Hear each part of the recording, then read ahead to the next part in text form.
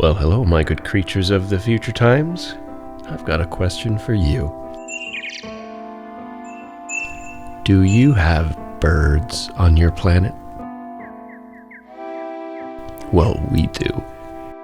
Here you can see a robin, and this robin is puffed up, using its feathers to make itself much bigger because it's freezing cold outside.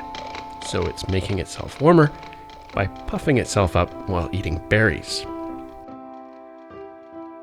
And here you can see a female cardinal, trying to get into our house. Yeah, she's been hanging around for a while now. We haven't named her yet, but she does have a husband. He's harder to capture on film, but one of these days, stay cool. See you tomorrow.